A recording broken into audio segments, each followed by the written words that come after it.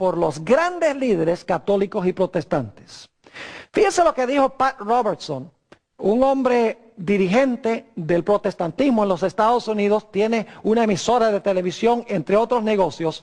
Dice en cuanto a este documento que él firmó: la crisis moral que afronta nuestra sociedad actual y el desmoronamiento patente del orden social exige una mayor cooperación entre la gente de fe. Ha llegado el momento de echar a un lado nuestras pequeñas diferencias doctrinales y enfocarnos en Cristo Jesús. Yo apoyo este documento, dice Pat Robertson, porque creo que es imperativo que trabajemos para unir al cuerpo de Cristo. Otro documento que firmaron los católicos con los luteranos, yo no sé si ustedes recuerdan, pero Martín Lutero fue el que comenzó la Reforma Protestante en el año 1517, se separó de la Iglesia de Roma porque él creía que la Iglesia de Roma estaba enseñando ideas erróneas sobre la justificación por la fe. Él decía, la Iglesia romana dice que uno se salva por sus obras, pero la Biblia dice que uno es salvo por fe. Pues saben ustedes que por un periodo de 33 años, los teólogos de la Iglesia Luterana, 61,5 millones de miembros en la Iglesia Luterana, se unieron con los teólogos de la Iglesia Católica para estudiar de nuevo el asunto de la justificación por la fe. El 31 de octubre de 1999, estos teólogos firmaron un documento que se llama Declaración Conjunta sobre la Justificación por la Fe.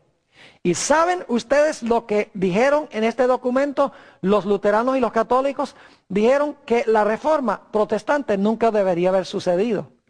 Dijeron, en realidad fue una batalla de palabras, porque estamos de acuerdo en realidad sobre la justificación por la fe, pero era una batalla semántica, malos entendidos entre uno y el otro, pero en realidad no había ninguna diferencia teológica entre el protestantismo y el catolicismo. Increíble que los luteranos mismos estuviesen firmando este documento con la iglesia de la cual se habían separado. Es interesante notar que los protestantes están más y más adoptando el punto de vista de la Iglesia Católica de la Virgen María. Yo nunca pensé que los protestantes podían adoptar la mariología de la Iglesia Católica. Pero es interesante, en la revista Time del 21 de marzo del 2005 apareció este título: Ave María.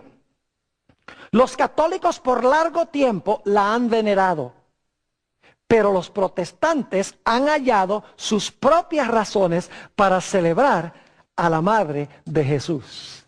Es decir, los protestantes están empezando a adoptar la mariología de la Iglesia Católica.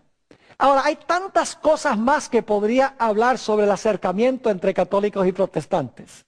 ¿Sabe? Una de las cosas que ha unido grandemente a los católicos y los protestantes es pelear juntos en contra del desmoronamiento moral de la sociedad. Es decir, pelear en contra de los que están diciendo que debemos legalizar matrimonios entre homosexuales. Los protestantes y los católicos dicen, unámonos para pelear en contra de esos. También los protestantes y los católicos se han unido en la causa de prohibir el aborto, de defender la vida.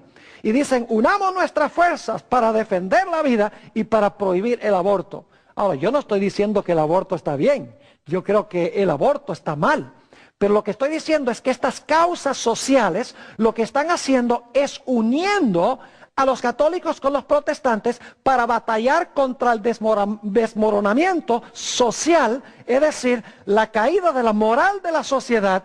Y entonces dicen, olvidémonos de doctrinas, olvidémonos de las enseñanzas, tenemos un enemigo común, peleemos en contra de ese enemigo. El Concilio Vaticano II acercó mucho a los católicos y los protestantes. Además de eso, la elección del presidente John Kennedy, ojalá tuviera tiempo de hablar de todas las circunstancias sociales. Cuando Kennedy fue electo en los Estados Unidos, la gente decía, ¡ay, se acabó el mundo, ahora viene la persecución! Pero en realidad, John Kennedy fue muy admirado por la gente de los Estados Unidos y también por la gente fuera, y no vino la persecución. Así que la gente empezó a decir, bueno, este sistema no representa en realidad ningún peligro. ¿Saben ustedes que la caída del comunismo allá en Europa Oriental se debe a una alianza que hizo el presidente Ronald Reagan con el Papa Juan Pablo II? Fíjense, la unión de los Estados Unidos con la Iglesia Romana, tal cual lo dice Apocalipsis 13, la segunda bestia ayuda a la primera bestia a recuperar su poder. La revista Time, del febrero 24, 1992, en un artículo que se titula La Santa Alianza, The Holy Alliance, tuvo estas palabras que hablar en cuanto a la cooperación entre Reagan y el Papa para derrocar el comunismo en el oriente de Europa. Dice lo siguiente: el 7 de junio de 1982, Reagan y Juan Pablo se reunieron por 50 minutos en el Vaticano. Durante esa conversación nació el plan para acabar con el comunismo.